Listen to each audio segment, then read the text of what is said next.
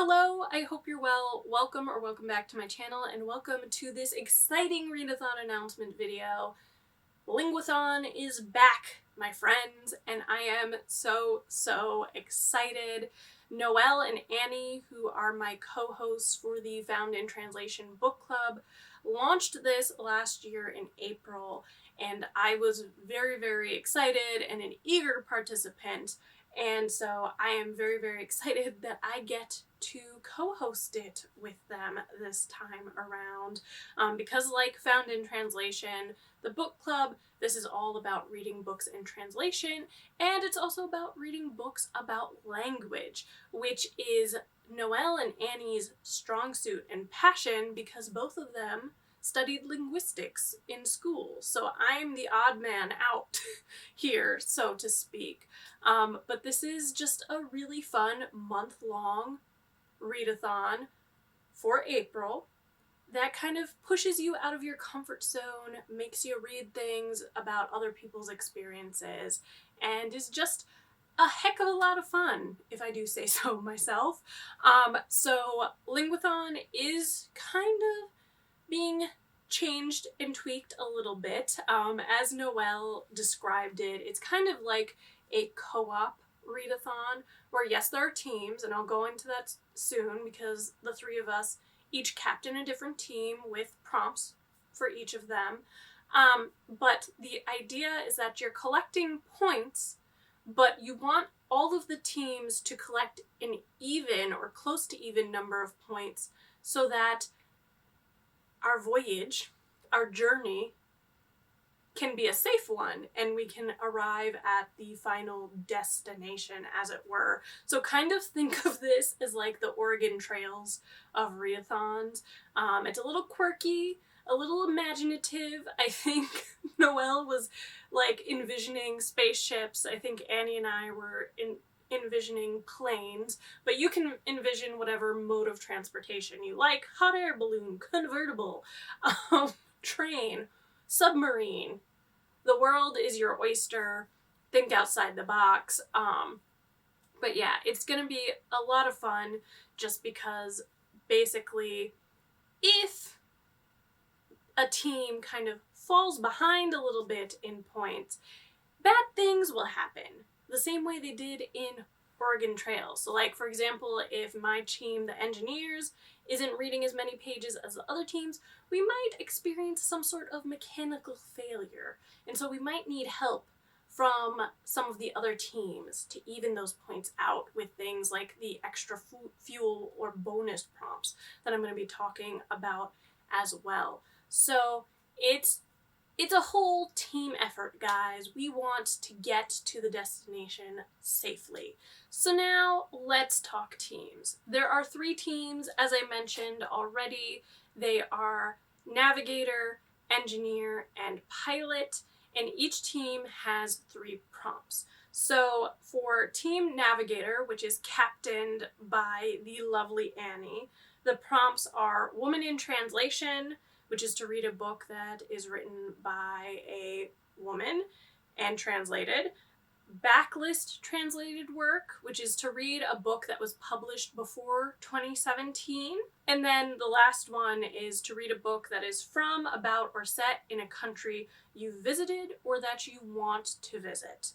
So the world is literally your oyster there. For my team, which are the engineers, you have translated anthology or short story collection. I already have one in mind on my physical TBR, so very excited about that. The next prompt is to read nonfiction that is out of your comfort zone.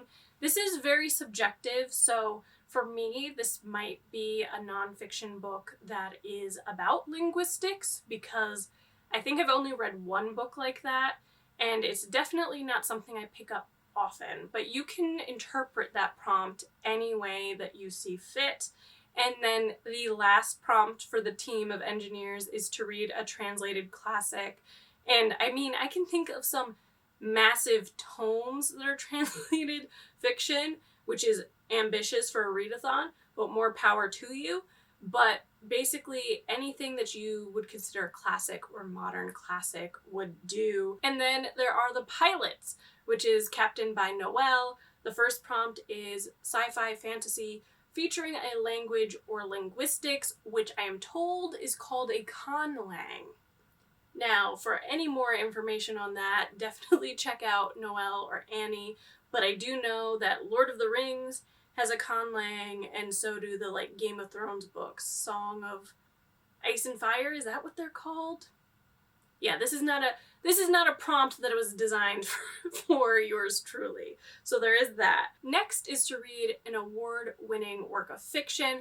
There are countless literary prizes and honors out there, so just pick a book from one of those lists that intrigues you and you're done. And then the last for the pilots is a novel set in a non-English speaking country. So those are the 3 teams.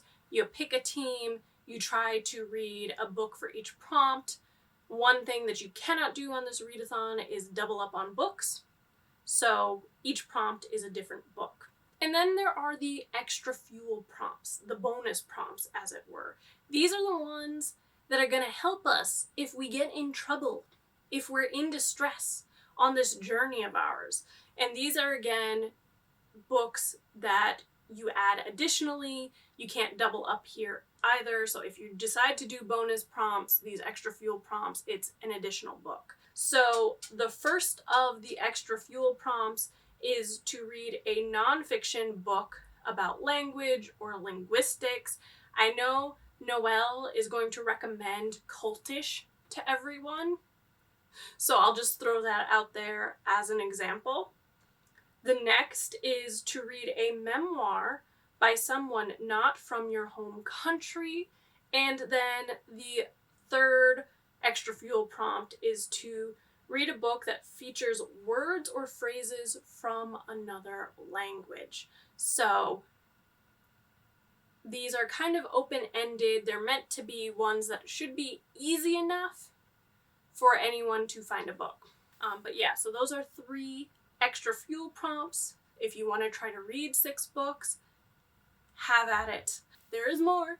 There is also a group read, which we are tying in with the Found in Translation book club pick for April. Since April is Poetry Month, we're reading a poetry collection called Iraqi Nights by Donia Mikhail, which is translated from Arabic, and I will link my announcement video about that, which will have more information on that particular book.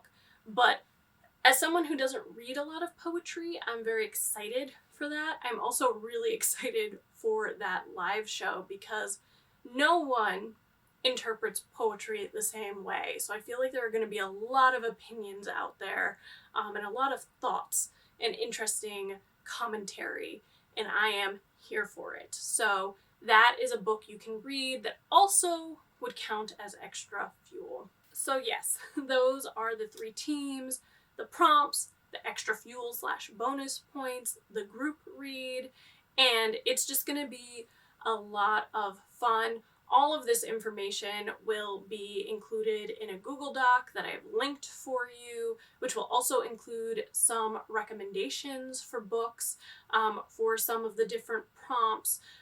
We will also have a Google form set up where you can submit your points, and we are going to dedicate a channel within our Found in Translation book club Discord just devoted to the Linguathon, where people can talk about the books they're reading, share their thoughts on the group read, buddy read, any of that sort of thing if you're into it. So I will have the link to that Discord for you. That is also where we will be giving the live updates on how the journey is going and if a monkey wrench gets thrown into the mix. So that's where that sort of gamification of this readathon will be living. So definitely join us there. But that's really it. I think I covered everything. If not, it will all be in that Google Doc for you. But yeah, I am incredibly excited. I already think I know of several books that I am interested in reading for Team Engineer. Who's with me? If you are going to be participating in the readathon, let me know in the comment section. And if you're going to be Team Engineer, definitely let me know that as well. But I am super excited for this. I love readathons. Really enjoyed this one last year, so I'm glad to be bringing it to you again with Noelle and Annie, as I said. But thank you so much for watching this video. I hope you enjoyed it. And if you did, be sure to give it a thumbs up, comment, and subscribe because they help this little channel grow, and it means the world to me. Thank you so much, everyone. I'll see you next time. Bye!